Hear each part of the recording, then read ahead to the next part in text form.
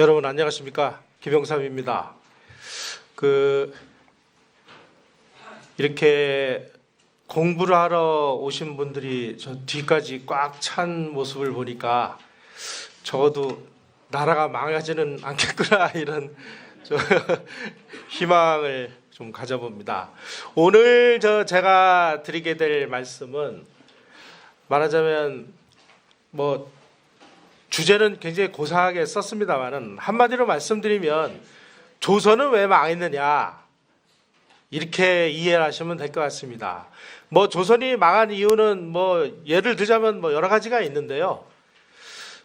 오늘 그 강의가 끝날 때쯤 되면 이거 이런 게 있었구나 하는 걸 아마 느끼시게 될 겁니다. 제가 이 38선을 딱 거놓고 문명의 분단선이다 이렇게 썼고 남쪽은 해양동맹, 북쪽은 대륙동맹 이렇게 써놨습니다. 좀 어리둥절하실 거예요. 이게 뭐지? 그런데 인류 역사에서 그 한 나라가 생존하기 위해서는 혼자 힘만 가지고 자기를 지킬 수 있으면 얼마나 좋겠습니까? 그런데 국가가 생존을 위해서는 합종 영행도 필요하고 동맹도 필요하고 때로는 외교도 필요하고 많은 그 방법들이 있습니다. 이상하게 그 동양에서의 그 외교는 좋지 않게 그 문헌에 나와 있습니다. 요 아래 보시면 그 예기의 교특생이라는 항목에 그 외교에 대한 얘기가 나오는데 이렇게 돼 있습니다. 다른 사람의 신하된 사람은 외교를 할 수 없고 두 임금을 섬길 수 없다. 이렇게 나와 있습니다.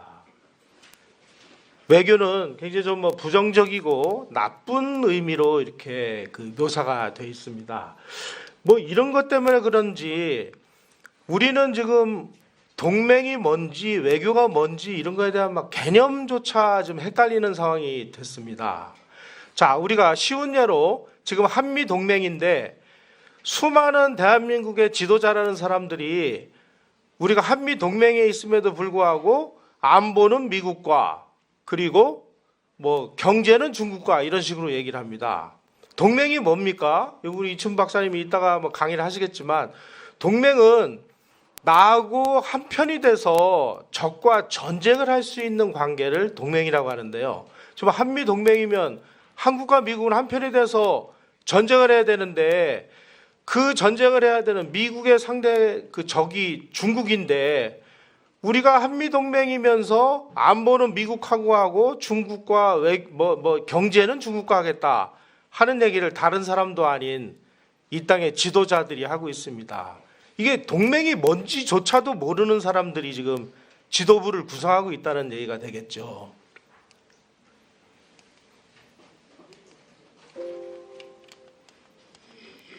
자, 이게 우리의 시계바늘을 지금부터 1세기 내지 한 1세기 반 정도로 돌리면 굉장히 좀 재밌는 그 현상들이 나타납니다. 지금의 세계의 패권국은 미국이고 그 미국의 패권에 도전한 나라는 중국이라고 얘기를 합니다. 패권 도전국이라고 하죠. 그런데 지금부터 1세기 내지 1세기 반 전으로 시간표를 돌리면 그 당시에 패권국은 영국이었고 그 패권에 도전하는 나라는 러시아였습니다. 그래서 이 영국하고 러시아가 발칸반도에서 러시아가 밀고 내려오려고 하면은 영국이 가서 틀어막고 또 아프가니스탄으로 러시아가 내려오려고 하면은 영국이 가서 틀어막고 하는 이러한 아주 전지구적인 차원에서 영국과 러시아의 패권 대결이 계속 진행되고 있었습니다. 이거를 이제 그레이트 게임이다 이렇게 이제 용어를 설명을 하는데 이 그레이트 게임으로 크림반도에서 부딪히고 그다음에 중앙아시아에서 부딪히고 하던 이 영국과 러시아 세력이 동아시아 쪽으로 몰려오면서 한반도에서 여러 가지 이제 변화들이 일어나기 시작하는 게 우리의 개항을 둘러싼 그 시기의 이야기였습니다. 이 지도를 보시면 이제 그 러시아가 원래 흑해에 있는 요 크림반도로 이렇게 밀고 내려오려고 하니까 영국이 프랑스하고 동맹을 맺어가지고 크림 전쟁을 일으켜서 영국의 남지를 막습니다. 그리고 아프가니스탄 쪽으로 밀고 내려오려고 하니까 이쪽에서 영국이 밀고 올라가가지고 거기서 또 그 충돌이 벌어지고 하는 요 이제 그레이트 게임의 이런 그 그림들이 나옵니다. 이게 이제 동아시아로 밀려오면서 한반도에서 이제 어떤 일들이 벌어지는지 하는 것이 오늘의 주된 관심사가 되겠습니다. 여러분 아편전쟁 다 아시죠? 아편전쟁이 두 차례 전쟁이 있었습니다. 1차 아편전쟁이 1840년에 있었고요. 두 번째 아편전쟁이 1858년에 시작이 돼서 1860년에 끝이 납니다. 그때 영국하고 그 프랑스가 동맹을 맺어서 그 청나라하고 전쟁을 해서 아편전쟁을 이제 끝을 냈는데 사실상 전쟁은 영국과 불란서가 하고 진짜 재미는 러시아가 받습니다. 이 러시아가 이 전쟁을 이용해 가지고 이 청나라하고 아주 재밌는 조약을 맺습니다. 아이훈 조약이라는 걸 맺어서 그 아무르간 그 좌안 땅을 획득을 합니다. 이게 이제 아이훈 조약을 통해서 러시아가 차지한 땅입니다. 여기가 이렇게 녹색으로 칠해져 있습니다.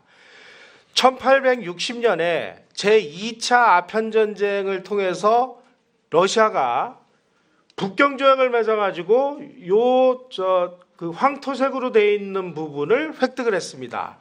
지금 블라디보스토크라든지 하바롭스크라든지 이 극동 지역이 원래는 이게 청나라 땅이었습니다. 바로 이 청나라 땅, 이 엄청난 땅을 그리고 시베리아 일대에서 가장 비옥하고 농사가 가능한 땅을 러시아가 총 한 방 안 쏘고 이 아편전쟁을 이용해서 이만큼의 땅을 취득을 했습니다. 취득한 건데 이때 러시아가 북경조약을 통해서 이 연해주 일대의 땅을 차지하면서 두만강을 사이에 두고 한반도하고 접하게 됐다는 데서 이제 복잡한 외교 문제들이 발생을 하기 시작을 합니다. 자, 이제 블라디보스토크가 원래 청나라 땅이었을 땐 해삼위라고 이렇게 이름을 불렀는데요. 여기에다가 이제 그 항구를 건설을 해서 왜냐하면 이쪽 시베리아 일대에는 뭐 전부 동토요 왕국이기 때문에 길도 없고 뭐 강도 다 얼어붙어 가지고 이 교통이 안 됩니다. 그래서 할 수 없이 이 블라디보스토크에다가 항구를 만들어서 유럽 쪽 러시아와 이 동아시아 영토를 배로 연결하기 위해서 블라디보스토크에다가 이제 항구를 만들어서 지구를 반바퀴 돌아가지고 이렇게 바닷길로 러시아, 유럽 쪽 러시아, 동아시아 쪽 러시아가 이제 그 왔다 갔다 해야 되는 이런 상황이 벌어졌습니다. 문제는 이 블라디보스토크가 겨울이 되면은 4개월 이상 얼어붙어 가지고 항구 기능을 못 한다는 데 문제가 있었습니다. 자, 항구가 얼어붙으면 그동안은 항구를 이용할 수가 없죠. 그러니까 이 블라디보스토크라는 항구는 지금도 그 군항으로서는 여러 가지 좀 그 한계가 있습니다. 그 시절에도 마찬가지였습니다. 제가 한동안 뭐 벌목공 취재를 한다고 그 조선일보 기자를 할 때 이 일대를 정말 많이 돌아다녔는데요. 블라디보스토크 혹시 가실 기회가 있으면 그 바다에 가서 이 바닷물을 한번 찍어서 맛을 보십시오. 바다가 짜지를 않습니다. 우리나라 바다에 가서 바닷물을 이렇게 맛을 보면 굉장히 짠데 염분 농도가 위로 올라가면은 아주 굉장히 낮아집니다. 이게 뭐 위에서 무슨 뭐 얼음이 녹음물이 내려와서 그런지 그래서 한 4, 5개월 항구가 얼어붙어 가지고 배들이 오락가락 할 수가 없어요. 그러니까 러시아는 이쪽 지역의 이 광활한 그 영토를 차지함으로써 어떻게든지 여기를 유지해야 되는데 겨울이면 항구가 얼어붙으니까 야, 이거 어디 그 얼지 않고 사계절 연중으로 이 항구 기능을 할 수 있는 게 어디냐. 보니까 이 조선이라는 데는 뭐 그냥 전부 다 좋은 항구들이 많이 있거든요. 그러니까 어떻게든지 조선에다가 자기네들이 원하는 이 부동 항구를 마련해보자 라는 생각을 하게 됐고, 전지구적인 차원에서 러시아가 바다로 나오는 것을 틀어막는 영국 입장에서는 수단과 방법을 가리지 말고 이 러시아가 한반도 지역에서 항구를 획득하는 것을 막아야 되는 이런 상황이 됐습니다. 그런데 영국이 동아시아에 와가지고 뭔가 뭐 전쟁을 하거나 뭐를 그 방어를 하려면은 지구 반바퀴를 돌아와야 되잖아요. 그러니까 나중에는 이 러시아를 방어하는 임무를 일본에게 이제 맡기는 과정에서 이제 우리가 막 나라를 잃고 하는 이런 이제 일들이 벌어지는데, 일단 하여간 1860년에 이 북경 조약을 통해서 러시아하고 한반도가 국경을 접하게 됐다. 이 엄청난 사건이 벌어지게 됩니다. 자, 이제 러시아가 그야말로 말로만 듣던 러시아가 이제 현실적인 위협으로 다가오니까 이 영국이 야 이거 이러다가 이거 좀 일나겠는데 뭐 이런 생각을 안 하면 바보겠죠. 패권국이 아니겠죠. 그래서 청나라의 이용장이라는 사람을 통해서 야 조선이 말이야 저 사람들이 저게 무슨 뭐 러시아가 뭐 하는 나라인지도 잘 알지도 못하니까 책을 하나 써서 줘라. 그래가지고 조선 책략이라는 이런 책을 써서 조선에다가 줍니다. 그 내용이 뭐냐? 러시아를 막아라. 러시아를 막는데 어떻게 막느냐? 친중국, 결일본, 연미방으로 러시아를 막아라. 저는 이게 그 역사에 대해서 진지한 공부를 하기 전까지만 해도 야 이용장이라는 사람이 정말 친절하게도 우리를 위해서 이 책을 써줬구나라고 생각을 했는데요. 나중에 조금 더 깊이 공부를 하고 보니까 이 책을 써서 러시아를 막아라 라는 그 미션을 주고 그런 심부름을 시킨 것은 영국이었습니다. 나중에도 나옵니다마는 우리가 1882년에 미국하고 수교조약을 맺습니다. 그 수교조약을 맺을 때 수교조약을 맺으려면 이제 상대국들이 협상을 하는데요. 협상을 우리나라에서 한 게 아닙니다. 북경에서도 안 했고 천진에서 이용장이라는 사람이 조선을 대표해서 미국의 정권 대표인 슈펠트라는 사람하고 조선하고 미국이 수교조약을 맺는데 그 수교조약에 따르는 협상을 이용장이가 대신 다 해줍니다. 수교조약의 조문도 중국이 다 써줍니다. 그래가지고 그 만들어진 수교조약을 가지고 청나라의 이용장을 대신해서 마건충이라는 사람하고 슈펠트라는 사람이 청나라 군함을 타고 인천에 도착을 해서 조선 대표 나와가지고 나왔습니다. 이거 읽어봐. 내용 괜찮은데요. 뭐 고칠 부분 있어? 뭐 조사토씨 이거 좀 고쳐주시죠. 그래서 고쳐가지고 조약을 맺은 것이 조미 수교조약입니다. 그러면은 왜 영국이 그 앞장서서 안 하고 왜 미국이 했느냐? 영국은 이렇게 생각했습니다. 혹시라도 자기네들이 먼저 나서서 조선하고 수교조약을 맺으면 러시아를 자극을 해서 러시아가 뭐 원산항이나 부산항이나 이런 데를 점령할까봐 미국을 등 떠밀어 가지고 미국 니네가 먼저 해.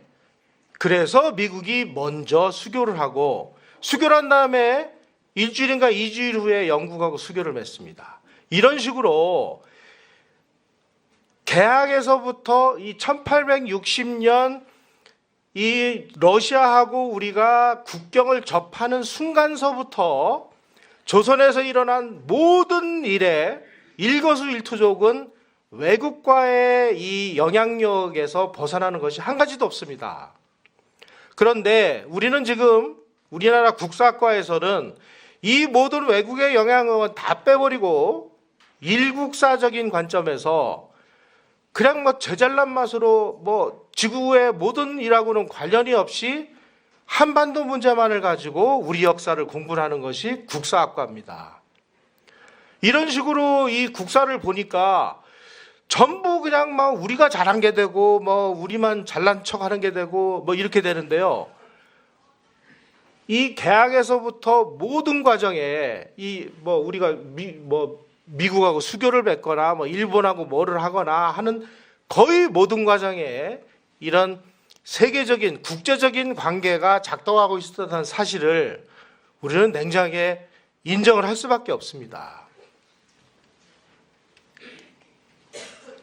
자, 이렇게 해서 청나라가 야 러시아 저거 정말 그 큰일 날 애들이니까 빨리 너희들 영국이나 미국이나 이런 나라하고 수교를 해서 러시아를 막아라.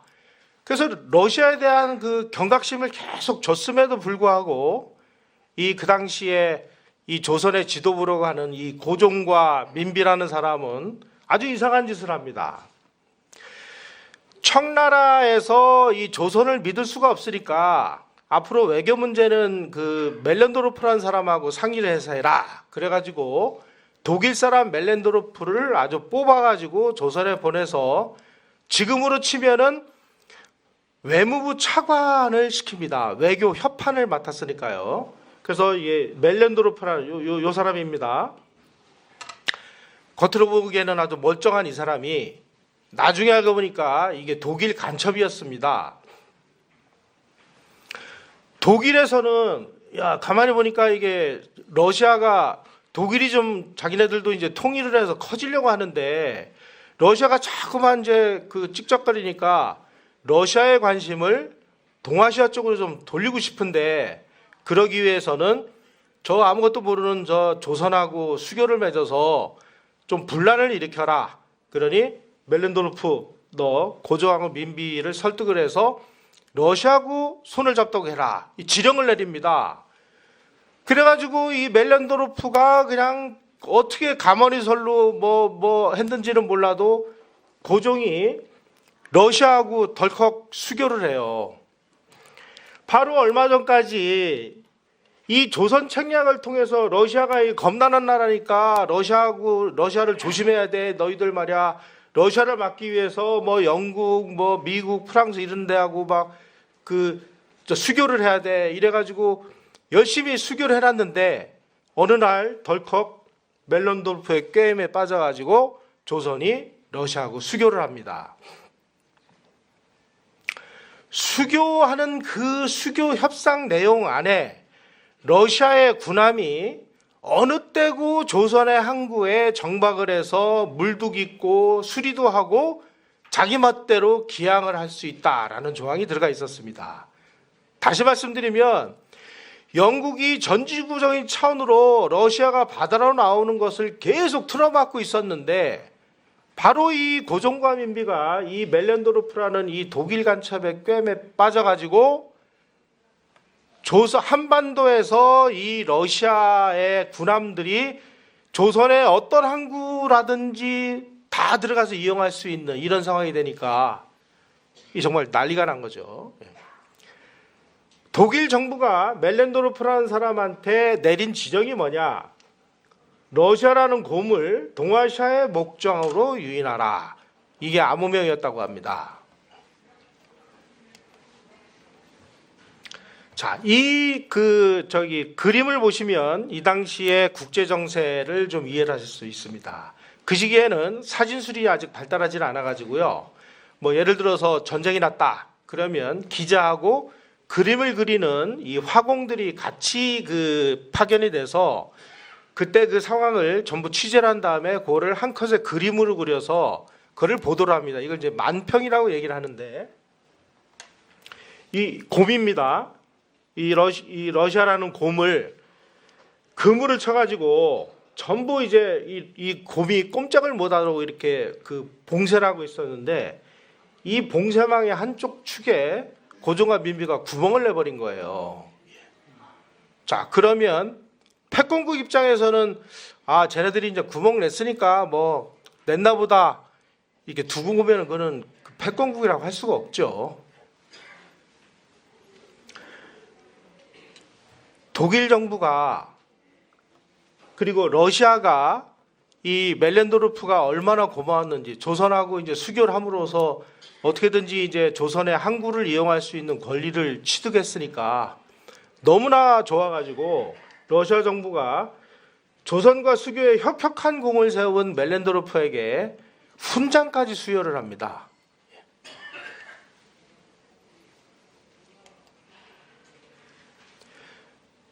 그냥 수교만 했으면 아마 그래도 뭐 좀 평지풍파가 덜했을 텐데, 멜렌도르프가 또 그 가머니설로 설득을 해요. 조로 연합군을 구성을 해서 어떻게든지 조선을, 그 당신네 나라를 다른 나라들의 위협으로부터 막아줄 나라는 러시아밖에 없으니 러시아하고 빨리 밀약을 맺어가지고 조로 연합군을 구성을 해라. 이래가지고 제1차 조로 밀약이라는 거를 맺으려고 왔다 갔다 하다가 들통이 납니다. 영국이 이걸 보고 바로 거문도를 점령을 합니다. 여러분, 거문도 영국군이 점령했다는 사실은 알고 계시죠? 근데 왜 점령했는지에 대해서는 좀 아십니까? 바로 이 러시아하고 조선이 조로 연합군을 구성을 해가지고 뭘 어떻게 해보려고, 그러니까 영국이 그래? 너희들 해보겠다는 거지? 하고 거문도를 점령을 해요. 거문도를 점령하면 어떻게 되느냐? 자, 여기가 거문도입니다. 네. 블라디보스토크가 여기입니다. 블라디보스토크에 있는 군함들이 어찌됐든 나가려면은 여기를 통해서 나가게 돼 있습니다. 요 거문도가 여기서 나오는 이 러시아의 군함들을 바로 통제를 할 수 있는 아주 좀 환상적인 전략적인 위치에 거문도가 놓여 있습니다. 거문도에 아주 세계 최강의 이 함대들이 와서 딱 지를 치고 있으니까 러시아가 이제 그 해상을 통해서 유럽 쪽 러시아와 동아시아 쪽 러시아가 이렇게 연결돼야 되는데 이게 언제든지 차단을 당할 수 있는 이런 위험 상황이 됩니다.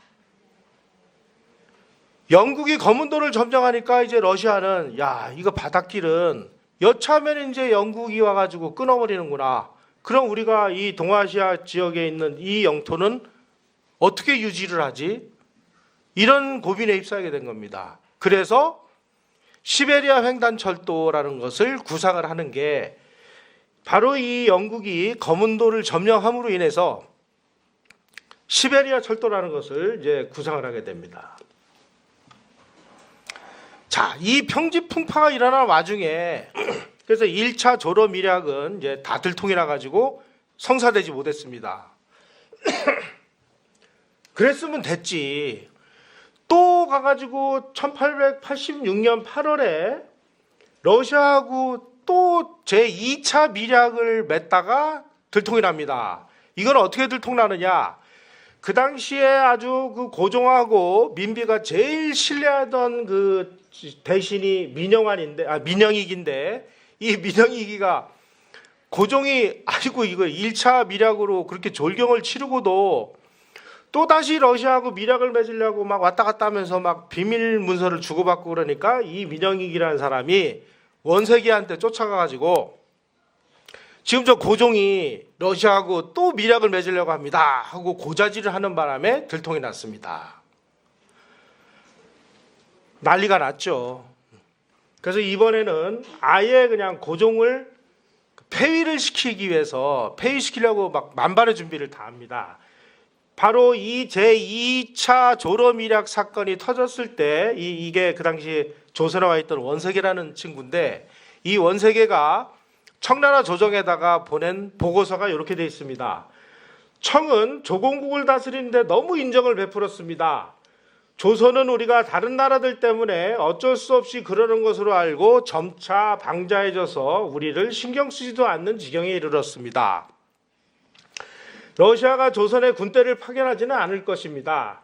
고종이 러시아 군대를 끌어들이기 전에 우리가 먼저 해군과 육군을 조선에 보내 고종을 패하고 왕족 가운데 현명한 자를 임금으로 세우는 것이 좋을 듯합니다. 실제로 고종을 폐위시키려고 준비를 했습니다. 세상에 이게 무슨 나라입니까? 이게 정말 비참하게도 이게 백몇십 년 전에 우리의 현실이었어요. 그 주변국들이 너희들 러시아하고 손을 잡으면 아주 평지풍파가 일어나니까 절대로 러시아하고 손잡으면 안 돼. 그러니까 미국하고 손잡고 영국하고 손잡고 일본하고 손잡고 청나라하고 손잡아가지고 절대 러시아하고는 가까이 하면 안 돼라고 그렇게까지 책까지 써서 줬음에도 불구하고 이 고종하고 민비는 어쩌자고 이런 짓을 벌이는 걸까요? 저는 정말 모르겠습니다. 앞으로도 이런 일들이 계속 벌어지거든요. 나중에 민비가 시해를 당하는데 왜 시해를 당할까? 결국 또 러시아 끌어들이다가 들통이 나서 그렇습니다. 왜 이러는 걸까요? 왜? 이게 정말 우리 구한말에 이 고종과 민비를 비롯한 조선 지도부가 국제 정세의 흐름을 얼마나 정말 그 정세 흐름에 무지했는지, 이쪽 길로 가면은 죽으니까 너희들 일로 가면 안 돼라고 그렇게까지 얘기를 해줬음에도 불구하고 끝없이 그 길을 갑니다. 지금 요즘의 코드로 말씀드리면 미국하고 동맹인데 너희들 자꾸 중국하고 손잡고 중국하고 뭐 하려고 그러면 너희들 죽어. 글로 가면 안 돼. 글로 가면 니네 나라 망해. 그런데도 불구하고 김대중, 노무현, 지금 문재인 뿐만입니까? 이명박은 안 그랬고 박근혜는 안 그랬습니까? 그렇게 우파 사람들이 그 가짜 전승절 행사에 북경에 가면 안 된다고 그렇게 목소리를 높여서 외쳤음에도 불구하고 박근혜 대통령 천안문에 올라가서 독재하다라고 사진 찍었잖아요. 그거하고 이 당시에 고종 민비하고 뭐가 다릅니까? 뭐가? 저는 똑같다고 생각을 해요.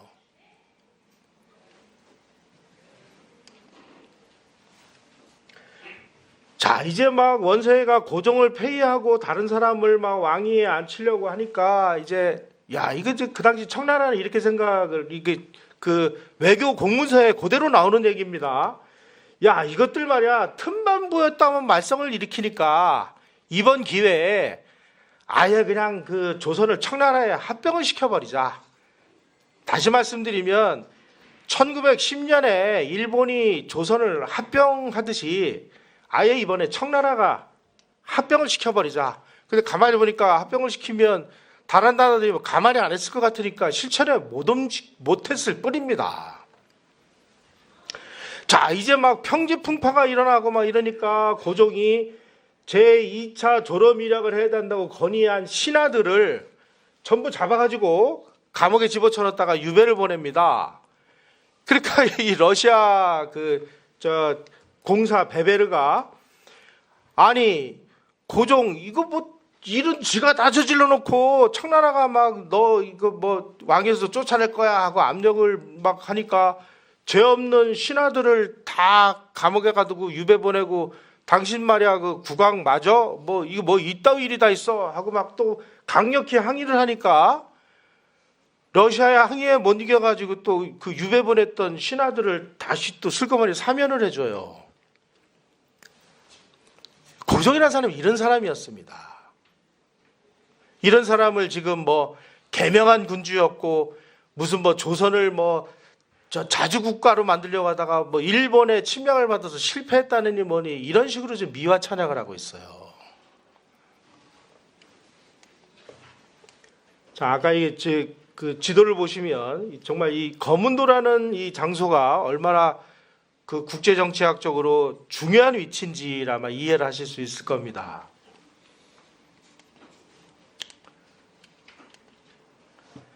자, 영국 해군이 이제 거문도를 점령하면서 자칫 잘못하다가 이 해상로가 봉쇄될 위험에 처하니까 이 러시아는 안 되겠다. 우리가 이 유럽 쪽 러시아와 이 동아시아 쪽 러시아를 육상으로 연결을 하자. 그래서 이제 시베리아 횡단철도 건설 계획 구상이 나옵니다. 그래서 이제 만약에 이 시베리아 횡단철도가 완성이 되면 그 당시에 저 그 흑해나 이쪽 유럽에서 배를 타고 이 동아시아 쪽으로 오려면 뭐 그 당시 뭐 수에즈 운하가 이제 그 1860몇 년에 개통되는데 뭐 개통이 됐을 때는 수에즈 운하로 해서 저 아라비아로 해가지고 인도양으로 해서 블라디보스토크로 오는데 보통 뭐 날씨가 좋으면은 뭐 50일, 날씨가 안 좋으면 60일 정도 걸렸는데 이 철도가 완성되면은 유럽에서 이쪽으로 뭐 2, 3주면은 바로 연결이 되거든요.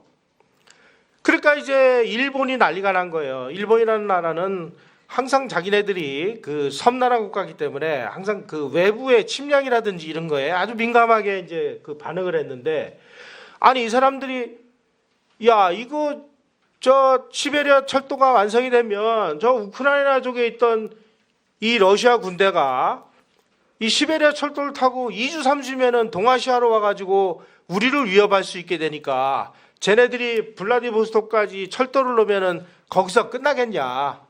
분명히 쟤네들은 부동항을 위해서 부산까지 내려올 것이다. 그러면 우리는 바로 시베리아 횡단 철도가 완성되는 날 일본은 러시아에 침략을 당하는 날이다. 이런 그 논리가 형성이 됩니다. 뭐 러시아가 이제 그 실질적인 그 위협이라고 생각을 한 거죠. 바로 이 무렵에 그 일본 수상이었던 사람이 야마가타 아리토모라는 사람인데, 이 사람이 일본에서 처음으로 이제 그 의회가 구성이 돼서 첫 의회가 열린 그 의회에 나가서 유명한 연설을 합니다. 주권선 이익선이라는 그 연설을 합니다. 주권선이라는 건 뭐냐? 일본 본토를 지키기 위해서 필수적인 선이다. 여기를 우리는 지켜야 된다. 그런데 이 주권선을 지키기 위해서는 이익선까지를 지켜야만 이 주권선이 안전해진다. 그러니 주권선까지를 우리는 방어해야 된다. 주권선이 어디냐? 바로 한반도다. 그러니 우리는 한반도를 우리가 방어해야 된다. 이렇게 선언을 합니다. 여러 차례 그런 얘기를 합니다. 외교 정량론이라는 그런 데서도 얘기를 하고, 자, 주권선이라는 것은 주권이 미치는 국토의 범위를 이야기하고, 이익선이라는 것은 그 국토의 존망에 관계되는 외국의 상태, 이 이익선까지를 우리가 보호를 해야 되는데, 보호하기 위해서는 한반도를 우리가 우리의 영향력 안에 넣어야 된다. 이런 주장을 하고 나선 겁니다. 수상이라는 사람이. 자, 이 일본 사람들은 우리하고 어떤 그 세계관을 이해하는 그 관점이 많이 다릅니다. 일본 사람들은 하여간 그 자기네들이 그 뭐 개국을 한 이후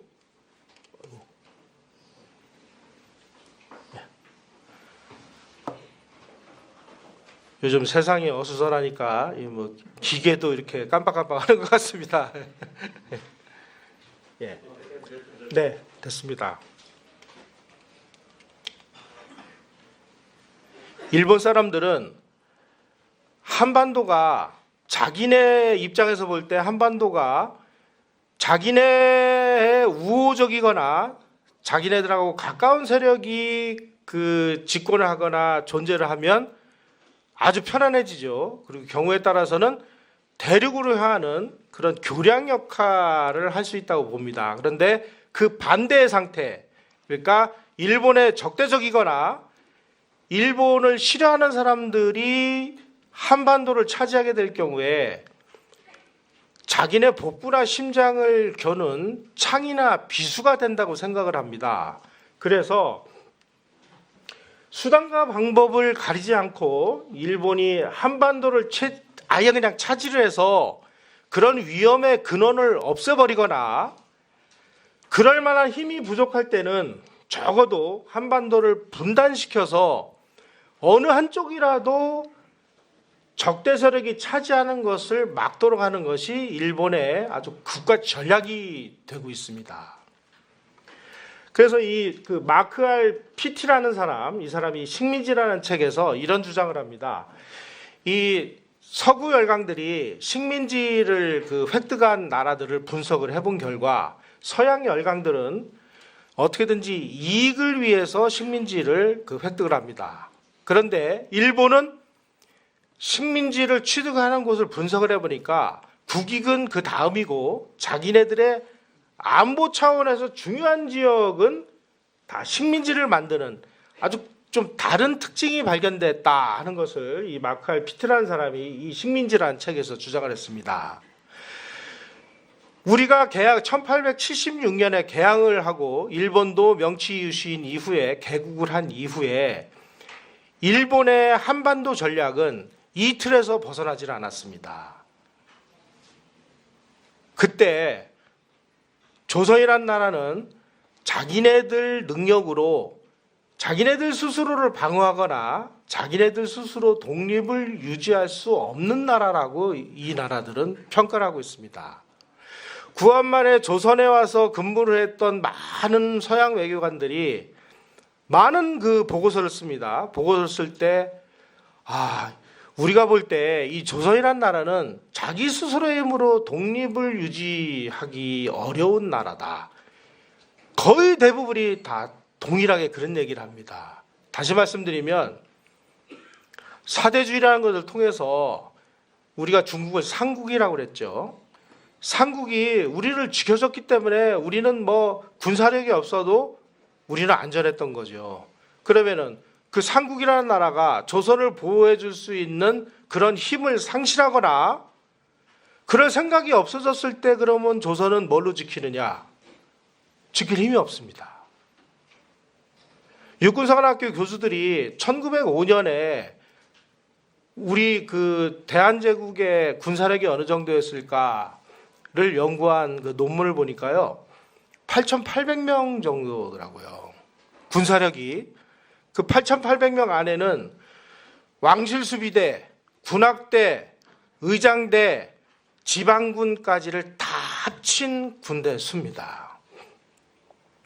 1905년에 일본이 러일전쟁에서 승리를 해서 을사보조약을 우리에게 강요를 했을 때 일본의 군대가 그 당시에 정확하게 편제상으로는 123만 명으로 되어 있었습니다. 그중에 러일전쟁을 하느라고 한 22만 명인가 죽거나 다쳤습니다. 다시 말씀드리면 을사보호조약을 일본이 요구를 했을 때 우리의 군사력은 8,800명이었고 일본 군사력은 100만 대군이었습니다. 자, 100만 명과 8,800명이 전쟁 한번 해볼 수 있다고 생각하십니까? 조선은요, 전쟁조차 해보지 못하고 전쟁할 능력조차도 없어서 그냥 항복하고 망한 거예요.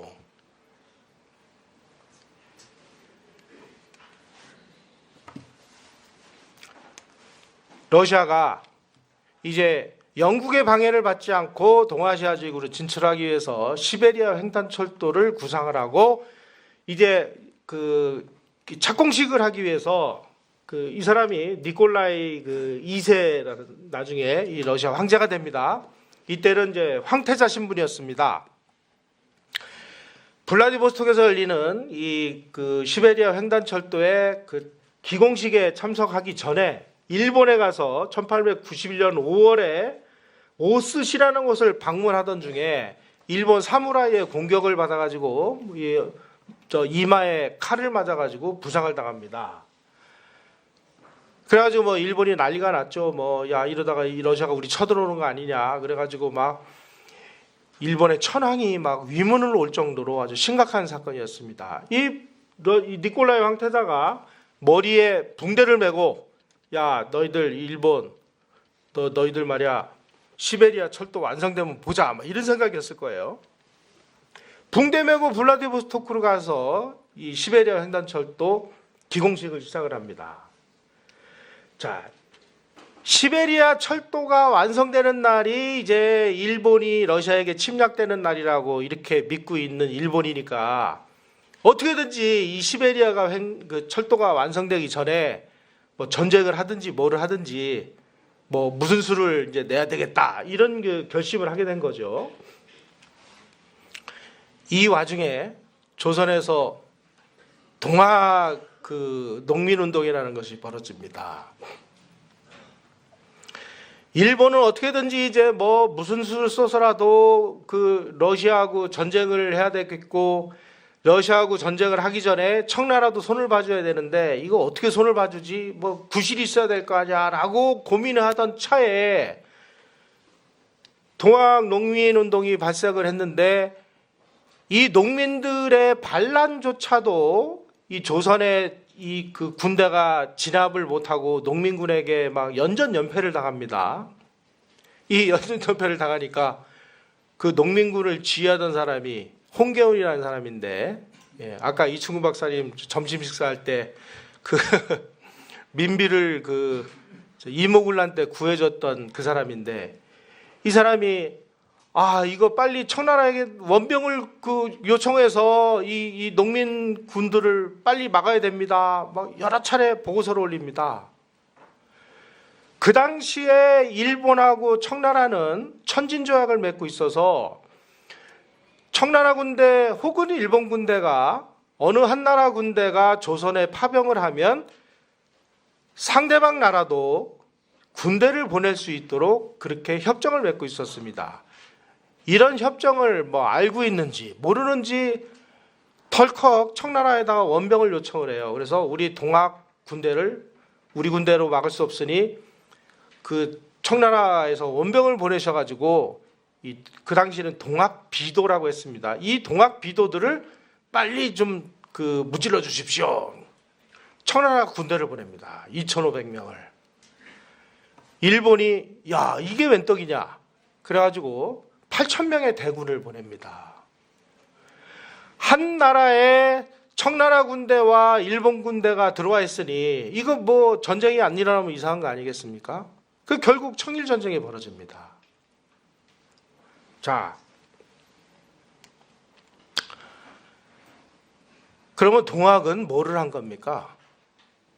결국 청일 전쟁을 그 일으키는 도화선이 돼서 그 청일 전쟁이 일어남으로 인해서 청나라가 조선에서 물러나고, 나중에 러시아가 들어오니까 러시아마저 일본이 꺾어가지고 조선이 일본에게 넘어가는, 일본의 식민지가 되는 기폭제가 청일 전쟁이었는데, 이 청일 전쟁이 혁명이었다고 국가 차원에서 예우를 하겠다고 지금 동학이 지금 그 혁명이라고 그 후손들 명예회복 시켜주겠다고 등록을 하라고 지금 문재인 정부가 이 짓을 하고 있는 거 아닙니까? 더 웃기는 거는요, 자유한국당이 그 법안에 찬성을 해줬어요. 그러면 동학이 뭐가 혁명인가요? 저는 정말 도대체 이 나라의 지식층과 이 나라의 정치인과 이 나라의 언론과 이런 사람들이 무슨 생각을 하고 있는지를 모르겠어요. 지금 청일전쟁을 일으키는 그 불씨를 제공해서 나라를 망하게 만든 그 역할을 한 이 동학 농민운동이 혁명이랍니다. 혁명. 지금 뭐 저 영풍고 앞에 막 전봉준 동상이 서고 뭐 심지어 그 청일전 뭐 동학 뭐 봉기 기념관 이런 데 가면은요, 이 동학이 뭐 후에 뭐 3.1운동의 기폭제가 됐고 3.1운동이 나중에 무슨 뭐 5.18 광주 뭐 4.19의 기폭제가 되고 뭐 5.18 광주 민주화 운동의 그 원형이래요. 이게 지금 우리 역사를 다 그런 식으로 만들어 놓고 있습니다. 그러면 동학을 혁명이라고 이렇게 지금 그 후손들까지 명예회복을 시켜주는 모습을 일본 사람들이 보면 쟤네도 무슨 자폐증 환자 아닌가 이런 생각을 하지 않겠습니까? 저는 이런 거 보면 막 가슴이 막 섬뜩섬뜩해지고요.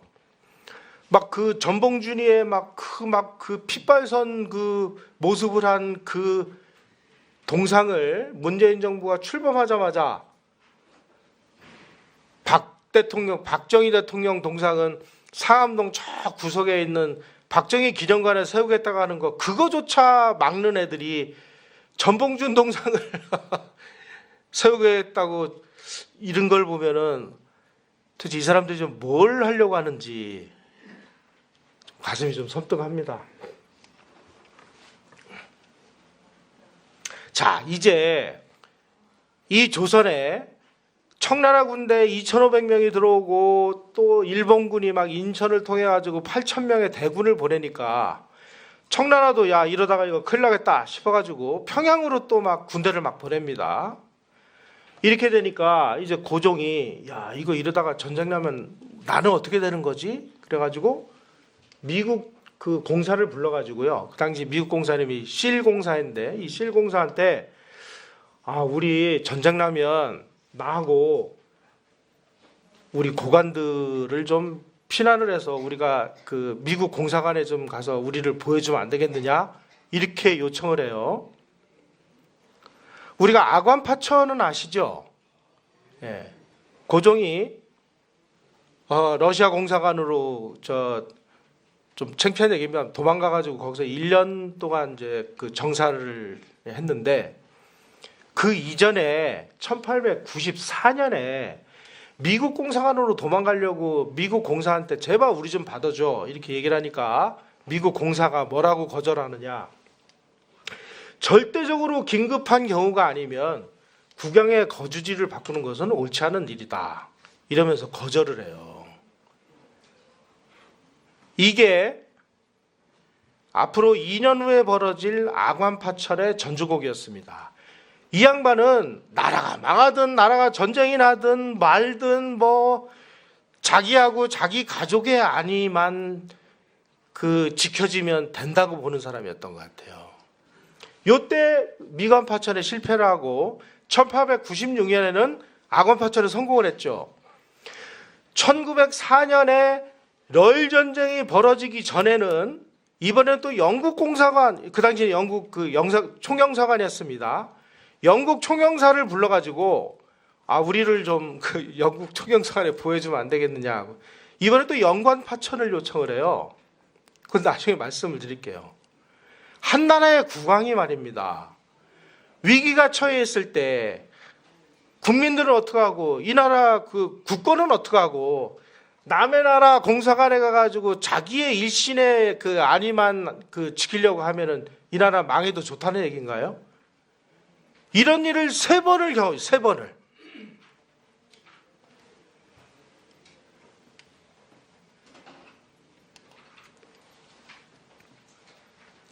청일전쟁에서 일본이 그 풍도해전이라고 그래서 풍도가 어디냐면 지금 아산만 지금 저 앞바다입니다. 거기서 풍도해전에서 승리하고 평양에서 또 승리를 하고 그 다음에 이제 중국으로 건너가서 중국 일대를 막 싹쓸이 해가지고 뭐 어떤 전투군 단 한 번도 패한 적이 없습니다. 아주 일방적으로 승리를 거둬가지고 시모노세키 조약에서 그 승리를 했습니다. 그래서 시모노세키 조약을 맺고 거기서 이제 청나라는 한반도에서 손을 떼 그래가지고 이제 청나라가 철수를 합니다.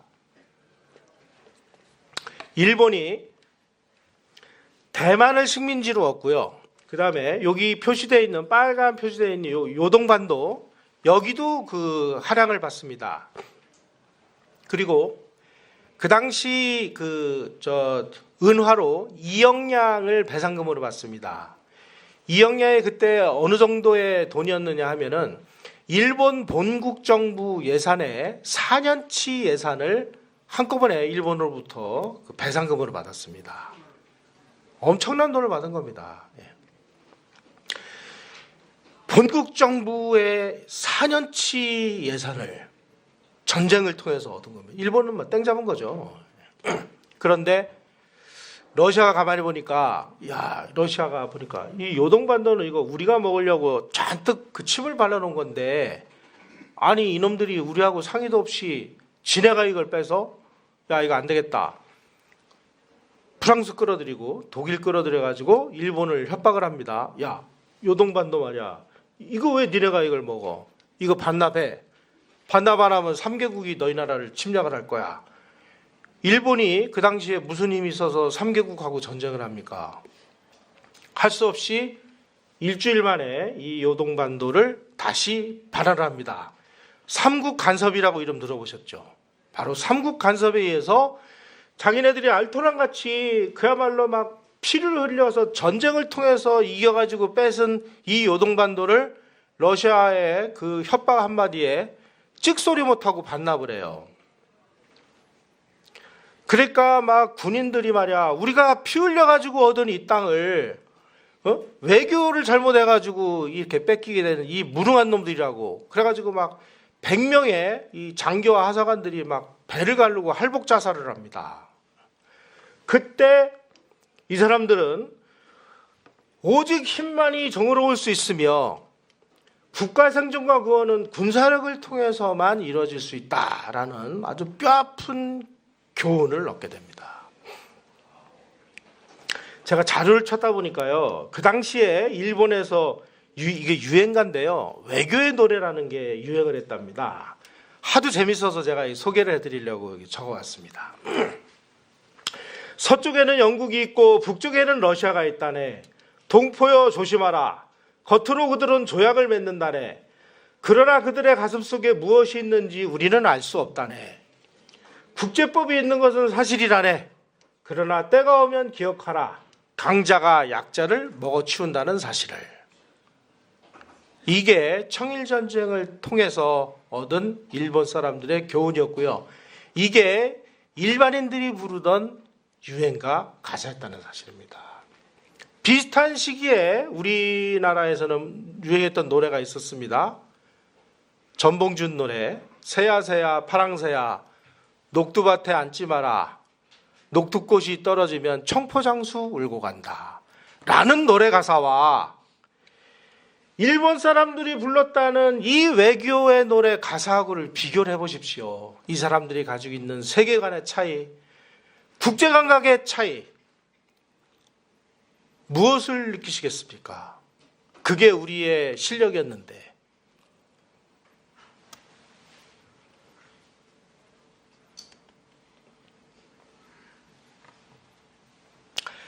자, 한동안 정말 러시아에 그야말로 오매불망 짝사랑을 했다가 그냥 쌍코피가 터졌던 이 고종하고 민비 입장에서 보니까, 야, 일본이 좀 힘 센 줄 알았는데 가만히 보니까 막 러시아의 말 한마디에 벌벌벌 떨면서 자기네들이 그렇게 그 피땀 흘려서 그 뺏은 요동반도를 그냥 한 방에 돌려줘. 야, 역시 우리는 러시아밖에 없어. 그래가지고 또 러시아 황제한테 우리를 제발 좀 보호를 해주십시오. 막 또 비밀 편지를 써서 러시아를 끌어들입니다. 가뜩이나 지금 그 요동반도를 뺏겨가지고 열받아 있는데 조선이 또다시 러시아하고 손잡고 러시아 세력들이 와가지고 또 뭐 난리를 치고 앉아있으니 그러면 일본이 전쟁을 왜 한 겁니까?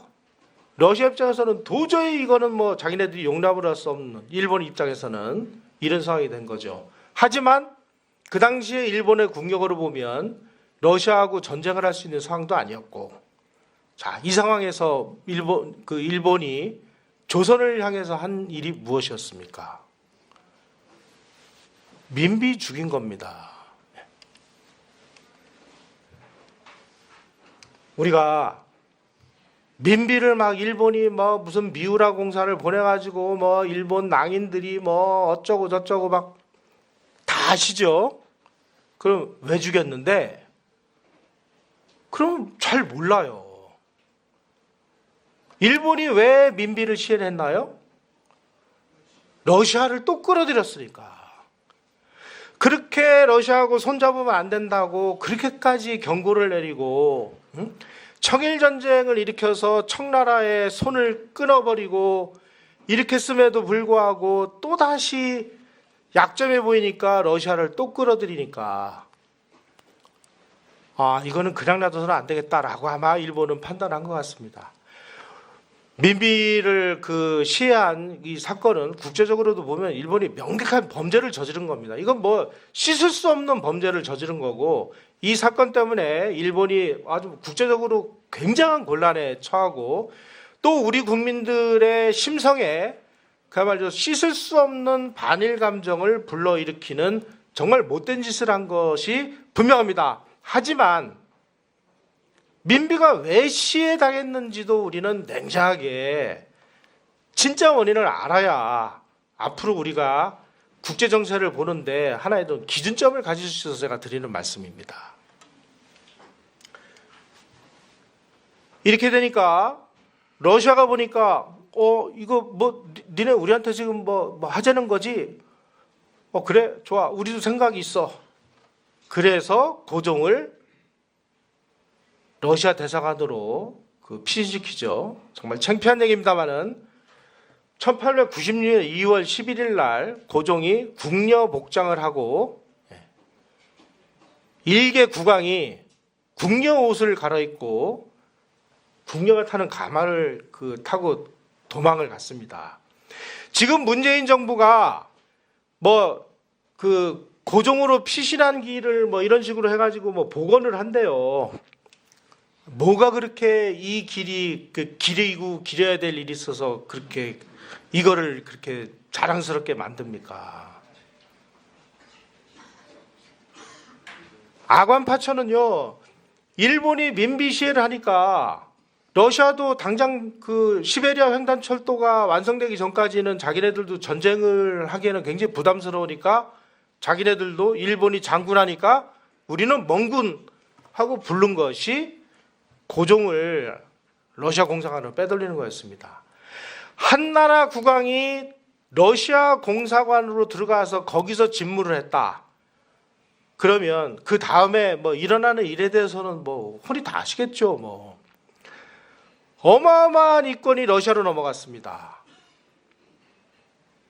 조선의 모든 관리들은 다 칠러파 인사들이 다 차지했습니다.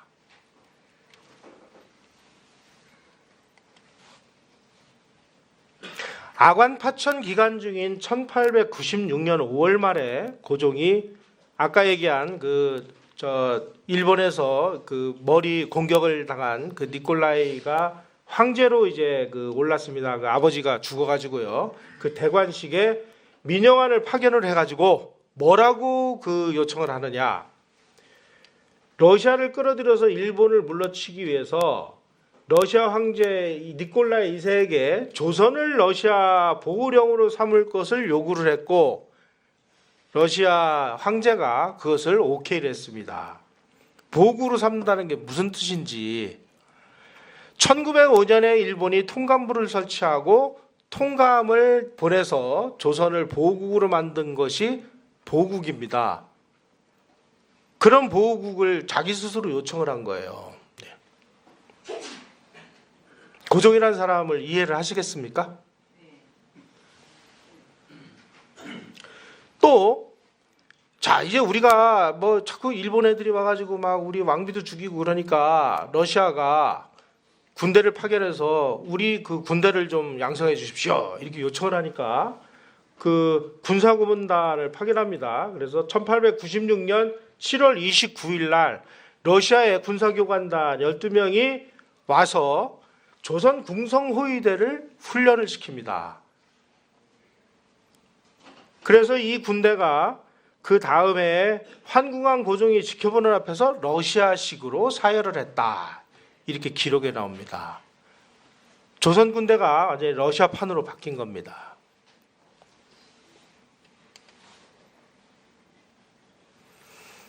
그리고 나서 바로 대한제국 선포를 하고 고종이 황제에 오르죠.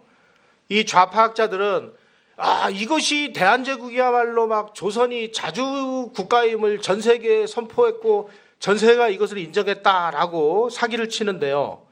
미안한 얘기입니다만은 황제를 칭하게 된 것도 러시아 황제가 허가를 해줘서 한 겁니다. 이렇게 되어 있습니다. 고종이 러시아 공사관에 자신의 목숨을 의탁할 정도로 우호적인 칠러 정책을 수행한 대가로 고종은 러시아 황제로부터 대한제국 공포와 고종의 황제 칭제를 인정한다 라는 약속을 받았기 때문에 고종이 황제로 등극을 한 겁니다. 무슨 여기에 자주가 있고 뭐가 있어요. 정말 창피한 얘기입니다만은 이것이 우리의 현실이었습니다. 그래서 허동영 교수 같은 분은 아주 자기 책에 이렇게까지 썼어요. 대한제국의 출범은 고종의 적극적인 칠러 정책의 결산이다. 그런데 무슨 대한제국이 무슨 자주국가고 뭘 선포하기 위해서 황제국으로 돼요? 황태현 교수 같은 사람은 뭐 가보외란과 뭐 아관망명 뭐 이런 그 제목의 책을 내 가지고요. 고종을 막 완전히 막 개명군주로 만들어 놨는데 이런 역사적인 사실을 다 알면서도 썼으면 이건 사기꾼이에요. 저는 그렇게 생각을 합니다. 자, 니콜라이 2세가 입었던 이 황제 정복입니다. 이게 고종하고 순종이 입었던 황제 정복입니다. 뭔가 좀 비슷하지 않으세요? 저는 이 사진을 보고 대한제국이라는 게 이게 러시아 황제가 이게 오케이를 해줘서 만든 나라구나 하는 것을 짐작을 하게 됐습니다. 이때 이후로 이제 뭐 완전히 조선은 러시아판이 된 거죠. 그래서 조선의 재정을 러시아 사람 알렉시에프라는 사람이 맡고요. 또 이제 그 조로 연합군을 또 만들겠다고 또 시도를 해요. 이러는 와중에 아주 재밌는 일이 벌어졌습니다. 요동반도가 아까 그 청일전쟁에서 일본이 뺏었는데 러시아가 압력을 넣어서 반환을 한 땅이라고 말씀을 드렸잖아요. 바로 이 땅을 러시아가 홀라당 차지를 합니다. 그리고 이 대련하고 여순, 여기 요즘에 이 대련으로 골프들 많이 치러 가고 많이 술도 많이 드시러 놀러 가시는데 여기를 아주 요새로 해가지고 여기다가 그 강력한 요새를 구축해서 여기다가 함대를 갖다 놔요. 가만히 보니까 이거 뭐 조선 가서 보니까 뭐 무슨 금이 좀 난다 그러는데 뭐 뒤져보니까 완전히 맹탕이고 무슨 뭐 자원이 있나 뭐가 있나 뭐 골치만 아프고 야 우리 그거 다 치우고 만주를 먹자. 만주 보니까 뭐 대단하네 뭐 그래가지고 여기를 먹음으로 인해서 조선하고는 이제 거리감을 가지는, 그래서 조선이 한반도보다는 이제 만주 경영 쪽으로 돌아서면서 고종은 완전히 이제 뭐 닥쳤던 개신사가 된 거죠. 이게.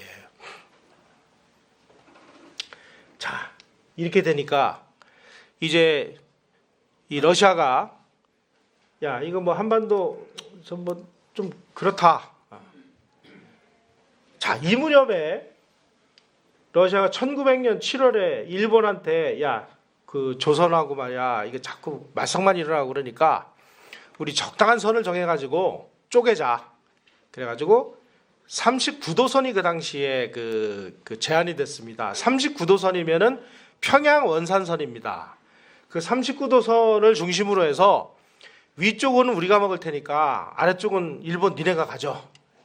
그래가지고 일본 정부가 이미 1896년에 일본 정부가 먼저 그 제기를 했던 거예요. 그러다가 4년 동안을 이제 이게 잊혀졌다가 러시아가 이제 자기네들이 이제 요동반도를 차지하고 여순대령을 자기네 땅으로 만들었으니까 이제 찢자. 그래서 일본 정부는 이 제안을 이제 받아들이려고 했습니다. 그런데 뭐 동아동문회라든지 이런 소위 말하는 이제 극우 단체들이 무슨 소리냐? 이번 기회에 우리가 한반도 전체를 다 먹어야지. 그 39도선까지 먹어가지고 무슨 소용이 있냐? 강력히 반대를 합니다. 그래서 이게 그 수용을 안 했어요. 만약에 1900년에 러시아하고 일본이 이 제안에 합의를 해서 서로 자기네들의 세력권을 분할하기를 했다면 한반도 분단은 1945년이 아니고요. 1900년에 이미 분단이 됐을 겁니다. 요즘에 일본 사람들이 야 그때 말이야 우리가 안 먹었으면은 러시아한테 먹혔을 거야 너희들. 그럼 니네들 지금 공산주의 국가가 됐을 거야. 정신 차려라고 얘기하는 근거가 이런 겁니다.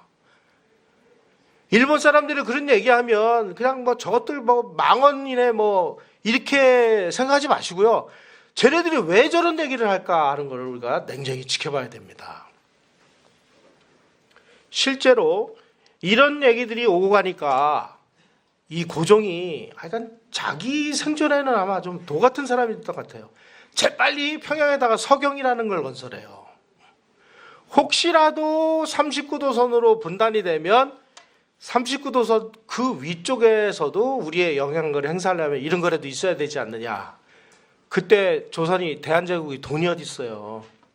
이 사람들이 이런 짓을 하고 앉아 있습니다. 1900년에 중국에서 의화단이라는 난이 벌어져 가지고 뭐 의화단이 이제 외세를 배격하고 그래 가지고 막 북경을 막 점령을 하고 난리가 벌어지니까 이제 7개국 연합군대가 가서 이 의화단을 이제 물리치고 만주의 경우 만주 철도를 러시아가 놨는데 러시아가 이 만주 철도를 보호한다는 명목으로 만주 전역을 점령을 했습니다. 그래서 이제 그 조약을 맺어 북경의정서라는 것을 맺어 가지고 이제 7개국 군대는 철수를 했는데 러시아 군대가 철수를 안 하는 겁니다. 그러니까 야 이거 니네 왜 철수 안 해? 러시아가 뭐 청나라하고 우리 군대 철수시킬게라고 약속을 했는데 1차, 2차, 3차 이렇게 나눠서 했는데 1차는 철수를 시켰는데 2차부터는 철수를 안 하고 오히려 또 만주를 또 점령을 해요. 이렇게 되니까 이제 영국이 야 이놈들 그냥 놔둬서는 안 되겠다. 그런데 우리는 좀 힘에 붙이고 또 전쟁을 하려면 돈도 많이 들고 그러니까 일본 너희들 우리가 도와줄 테니까 우리 대신 러시아 좀 막아줘. 그래가지고 맺은 게 1902년 1월 30일 날 영일동맹을 체결합니다. 이때부터 영국이 뭐 무기도 대주고 뭐 정보도 주고 그래가지고 일본을 키워서 러시아를 막는 역할을 동아시아에서 일본에게 일종의 위탁을 주는 겁니다.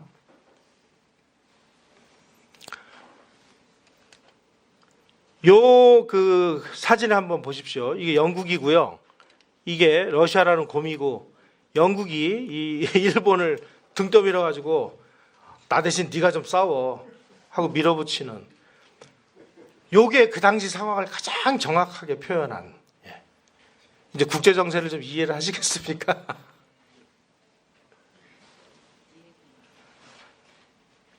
일본이요. 러시아가 한반도를 홀랑 집어삼키면 한반도에서 끝나겠습니까?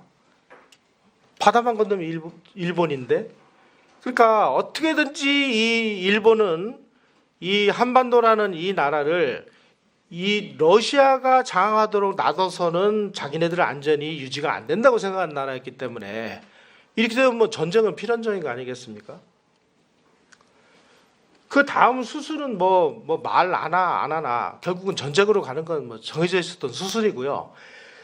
이때 일본이 청나라로부터 아까 본국 정부 4년치 예산을 한꺼번에 이제 그 배상금으로 받았다고 말씀을 드렸는데 그 받은 돈에 여기 그 1897년 총 세출에서 55%가 군사비였다고 하는데요.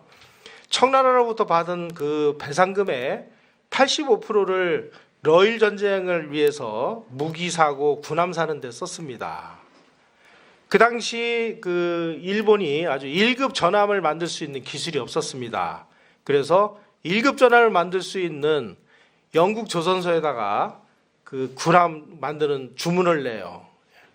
그래서 청나라로부터 받은 배상금을 그 군함 대금으로 줬습니다. 자, 그러면은 청일전쟁에서 재미는 누가 받나요? 영국이 받죠. 예. 그게 패권국이라는 거고 그게 국제질서라는 거예요.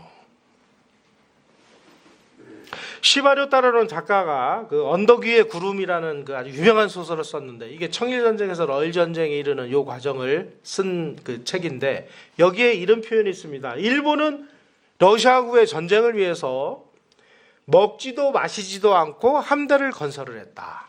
그래서 이 함대를 가지고 러시아를 격파를 해가지고 러일전쟁에서 승리를 하죠. 일본은 1895년에 삼국 간섭에 의해서 요동반도를 뺏기는 그 순간부터 러일 전쟁, 러시아하고의 전쟁을 위해서 그 국가 슬로건이 와신상담이었습니다. 국가의 총력을 러시아하고의 전쟁을 위해서 썼습니다. 예.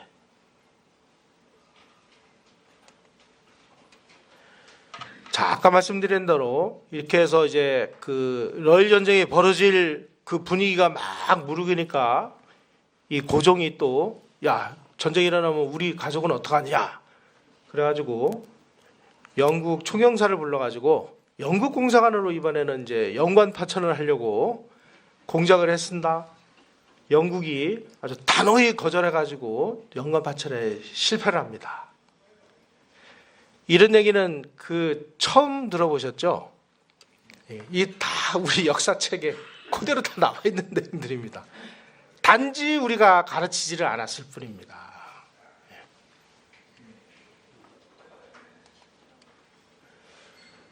러시아에서 러시아가 계속 그 만주를 점령하고 있다가 철군을 하겠다라고 했는데 1차만 약속을 지키고 2차, 3차 계속 그 약속을 어기고 철군을 안 하니까 영국이 이제 일본을 떠밀어 가지고 전쟁을 해서 러시아하고 일본이 전쟁을 하게 되죠. 예. 이 과정 뭐 이런 거는 복잡하니까 러일 전쟁이 왜 일어났나? 결국은 일어날 게 일어났다. 일본은 1895년에 청일전쟁에서 뺏은 요동반도를 뺏긴 그 순간부터 더군다나 러시아가 그 요동반도를 다시 탈취해가지고 자기네 군항을 만드는 그 상황을 보면서 국가적으로 이거는 용서할 수 없다. 우리가 망하든 러시아가 망하든 한판 붙자. 뭐 이런 생각에서 자, 러일 전쟁에서 일본이 이제 러시아한테 승리를 거두니까 러시아가 물러나갈 거 아니에요? 그러면 뭐 조선 반도라는 거는 일본 수중으로 넘어가는 거지. 뭐 그 다음 수순이야. 뭐 안 봐도 뻔한 거죠. 포츠마스 강화 조약이 1905년 맺어졌을 때 일본이 22만 7천 명이 죽거나 다쳤습니다. 22만 7천 명의 희생 그리고 일본의 그 1년치 예산의 7배에 가까운 그런 빚을 내가면서 러일 전쟁에서 승리를 해서 포츠마스 강화 조약 제2조에 이렇게 되어 있습니다.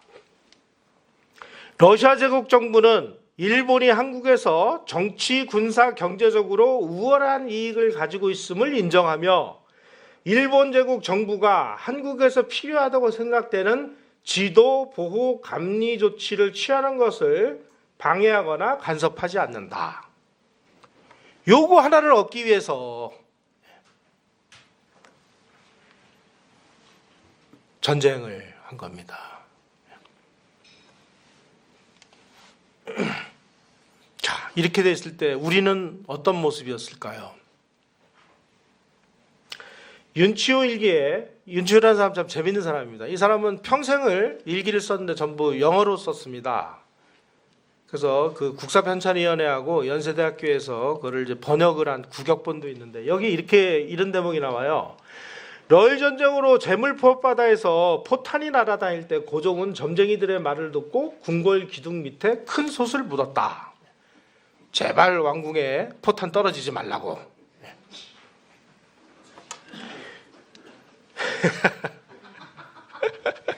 이게 지금 우리는 웃는데요. 이게 현실이라. 2주간의 격전으로 일본군이 러시아를 봉천에서 몰아내고 조선을 식민지로 만들려 할 때 조선 황제는 관직을 팔고 구술하여 사천의 신들에게 러시아의 승리를 기원을 했다.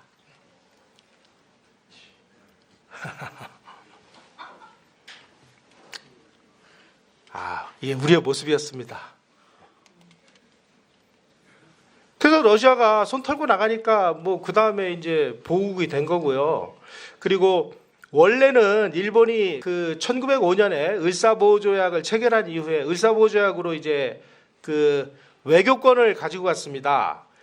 그 다음에 이제 그 일본 안에서 그 강경파하고 온건파가 대립을 했습니다. 강경파는 야 차제에 이 한반도를 우리가 싹 그 합병을 시켜가지고 이제 더 이상의 말썽을 부리지 않게 이거 아주 우리 땅으로 만들어서 안전하게 만들자라는 파가 있었고요. 그게 데라우찌라든지 이런 사람의 그 강경파입니다. 야마가타, 아리토모 뭐 이런 군부들. 이토 히로부미 같은 이 사람들은 야 그 식민 통치라는 게 얼마나 어려워요. 그 당시 그 대만 청일 전쟁에서 승리해서 대만을 식민지로 얻은 다음에요. 대만에서 막 계속 폭동 반란이 일어나가지고 막 대만에다가 일본군 막 집어넣으면은 일개 사단이 뭐 그 며칠 있다 보면은 막 5천 명이 죽어나 자빠지고 전투에서 죽었으면은 억울하기라도 하죠. 이 사람들은 전부 그냥 말라리아 이런 거 걸려가지고 막 죽고 막 그러니 야 반란이라도 일어나가지고 이러면은 이제 골치 아프지 돈 많이 들지 이 사람들 가르치려면 학교 져줘야지 병원 져줘야지. 지금 이거 조선 사람들 말이야 맨날 그냥 화장실 옆에 있는 우물물 먹고 그냥 뭐 그 돌림병 돌리면 막 싹쓸이 다 죽는데 그거 수도 놔줘야지. 이거 무슨 돈으로 하냐. 더군다나 포츠모스 강화조약에서 일본은 러시아로부터 배상금을 한 푼도 못 받았습니다. 원래는 청일전쟁 때처럼 러시아로부터 배상금을 받아가지고 자기네들이 다른 나라로부터 빚을 얻은 걸 빚을 갚으려고 그랬는데 러시아가 야 우리가 너희들한테 왜 돈을 줘? 우리가 전쟁이 진 게 아니고 막 우리 단지 우리는 지금 전쟁을 하기 싫어. 그래서 이제 전쟁을 끝내려고 하는 거지. 배상금을 달라고? 야 그럼 전쟁 다시 해. 뭐 이러니까 이제 배상금을 한 푼도 못 받고 포츠모스 강화조약을 맺은 거예요. 그래가지고 이놈의 빚을 갚느라고 막 일본 본국 정부가 막 허덕허덕하고 막 이거 자칫 잘못하다 막 부도가 날 지경인데 야 이게 식민지를 우리가 어떻게 하냐 돈 많이 드는데 그러니까 우리가 외교권을 가지고 있고 국방권이라면 우리가 알아서 지켜주면 되니까 얘네들한테 느슨한 자치를 허용을 하자. 그래서 온건파하고 강경파가 계속 그 경쟁을 하고 있는 와중이었는데 이 와중에 막 헤이그 밀사 사건을 막 일어나가지고 뭐 고종을 막 폐위시키고 뭐 이 난리를 하다가 이토 히로부미 그 온건파가 안중근 의사한테 저격을 당해서 죽었잖아요. 그래서 강경파가 득세를 한 거죠 이제. 그래서 조선이 일본에 병합되는 과정이 그렇습니다. 근데 우리는 막 을사오적이 그냥 나라 팔아먹어서 조선이 망했대요. 을사보호조약은요 이완용이가 체결한 게 아니고요 고종이 야 체결해 하고 어명을 내려서 그 밑에 있는 신하들이 체결한 거예요.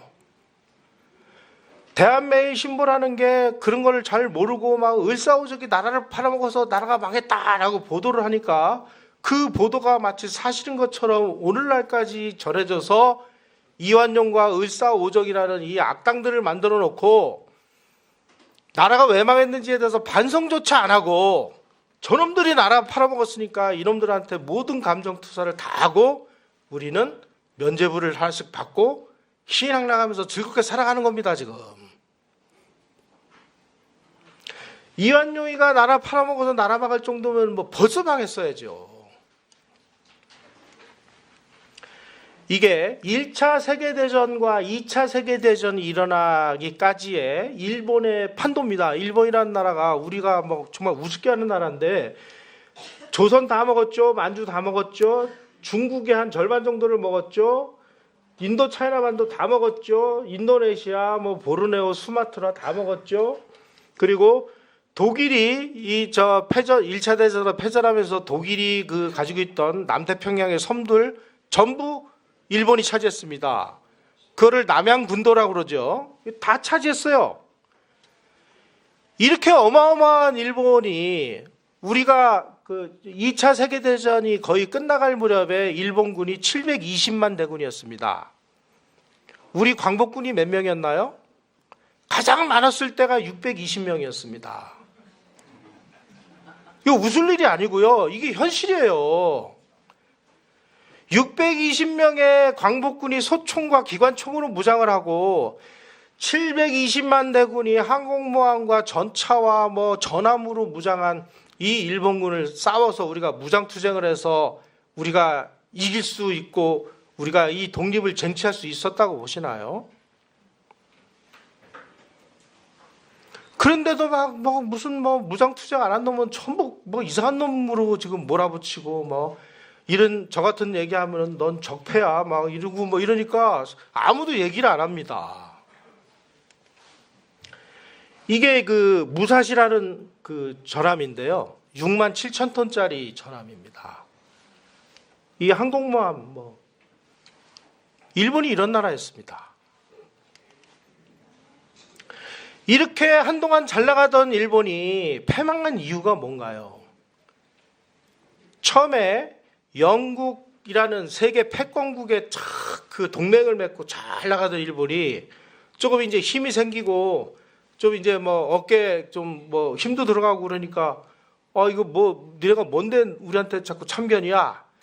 그래서 패권국이 아닌 그야말로 정말 지저분한 추축국하고 손을 잡고 동맹을 잘못 선택을 하면서 원자폭탄 맞아가지고 망했지 않습니까?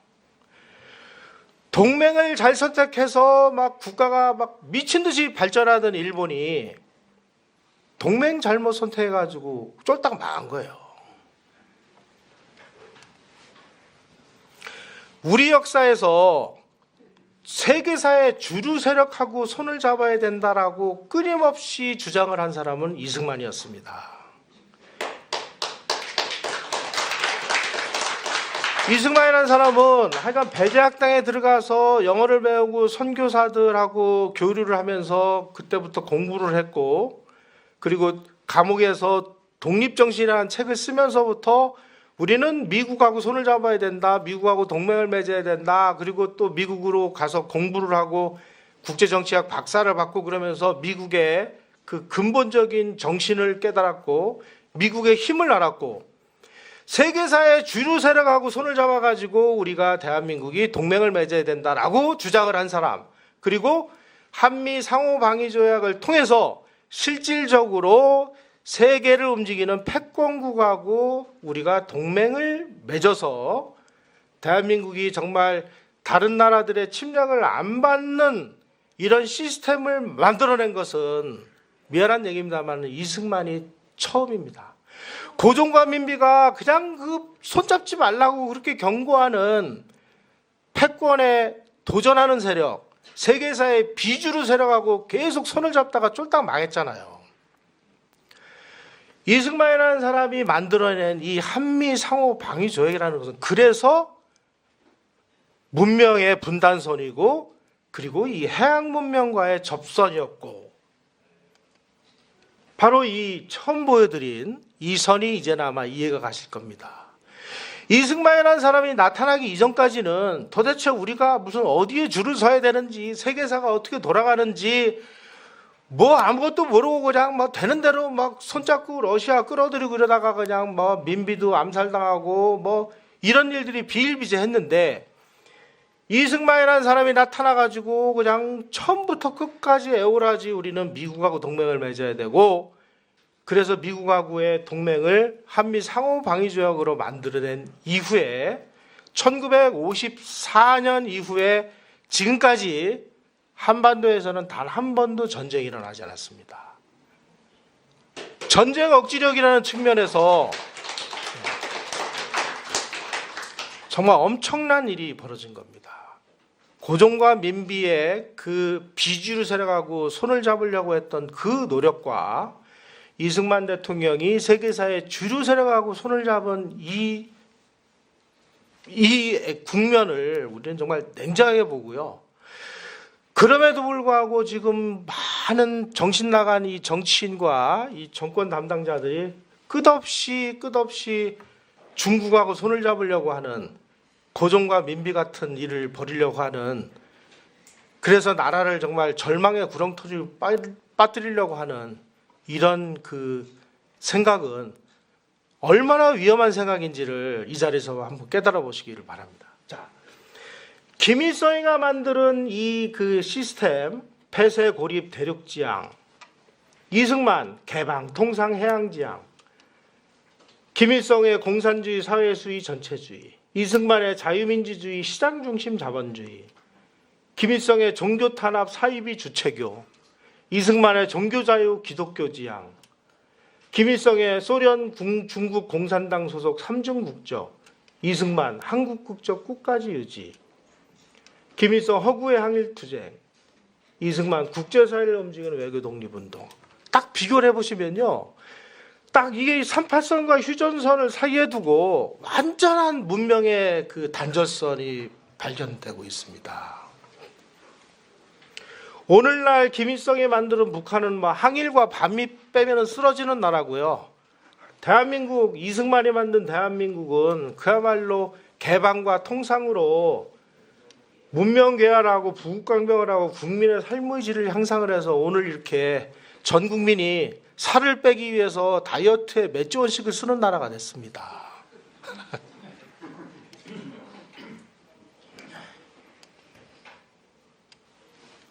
만주라는 이 공간에서 이 그 박정희도 만주 군관학교를 나왔고 김일성도 뭐 만주에서 투쟁을 했대요. 그러면 뭔가 뭐 겹치지는 않지만 뭔가라도 비슷해야 되잖아요. 나중에 알고 보니까요, 이 김일성이라는 놈은 그냥 토벌대한테 쫓기면서 여기저기 그냥 숨어 다니면서 동포들 그냥 약탈이나 해먹고 납치해가지고 뭐 삥이나 뜯어먹고 뭐 심지어 이런 대목이 나옵니다. 어떤 사람을 납치를 해요. 그리고 야, 너희들 말이야, 이 사람 살리려면 몇 월 며칠까지 쌀 20말 뭐 옷감 몇 개 어디로 갖다 놔. 안 가져오죠. 그럼 귀를 썰어가지고 보냅니다. 야, 귀를 썰어버렸는데 다음에 안 가져오면 한쪽 팔을 잘라서 보낼 거야. 이렇게 협박을 해요. 실제로 죽이지는 않아요. 죽이면 이제 돈을 안 내니까. 이런 식으로 계속 그 등쳐먹던 이런 그 마적단입니다. 함석헌 선생이 뜻으로 본 한국 역사에서 그분이 만주에 사셨었거든요. 맨날 만주에서 마적질 해먹던 놈들이 해방되니까 자기네들이 뭐 해방의 그 주인공이라고 와서 설쳐되는 걸 보고 도저히 내가 저놈들 그 눈 뜨고 볼 수가 없다라는 얘기를 함석헌 선생의 뜻으로 본 한국 역사에 써놨습니다. 박정희는 그 당시 만주국이요, 농업국가가 소련하고 전쟁을 위해서 중공업국가로 변모를 시켰습니다. 만주 산업개발 5개년 계획이라는 걸 만들어서 만주를 산업국으로 만들었습니다. 이 모습을 본 거예요. 만주 산업개발 5개년 계획, 경제개발 5개년 계획, 뭐 좀 유사점이 있지 않으세요? 박정희와 만주국 출신, 그 만주군관학교 출신들은 바로 이 일본이 만든 이 농업국가를 근대국가로 만들기 위해서 무엇을 해야 됐는지를 보고 그것을 대한민국의 실권을 장악을 했을 때 그대로 실천을 해서 오늘날 대한민국이라는 것을 이렇게 근대화를 시켜놓은 것입니다.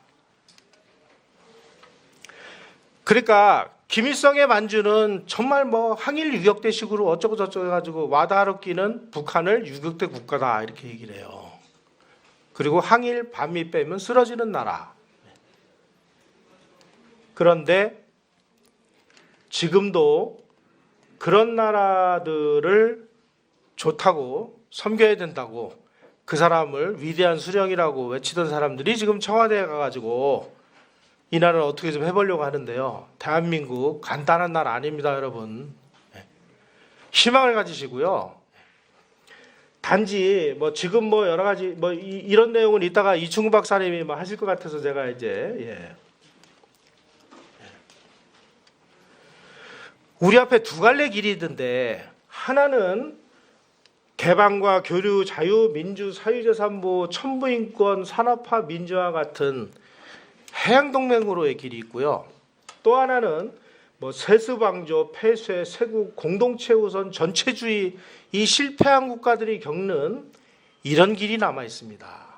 자, 우리가 어느 쪽으로 갈 건지는 이미 답이 다 나와 있고 우리 역사가 체험을 했지 않습니까? 이제 우리가 뭐 이승만을 공부한다고 해서 뭐 이승만을 막 무슨 뭐 신처럼 떠받들고 뭐 이런 그 공부를 하는 게 아니고요. 이분이 추구했던 이 개방과 통상의 길, 그리고 세계사에 줄을 세려가고 우리가 줄을 잡고 동맹을 체결을 해야 대한민국이 산다는 이런 교훈을 주변에 있는 분들에게 많이 좀 퍼뜨리셔서 보다 더 튼튼한 대한민국을 만드는 데 앞장서 주시기를 바라면서 제 강의 이것으로 마치도록 하겠습니다.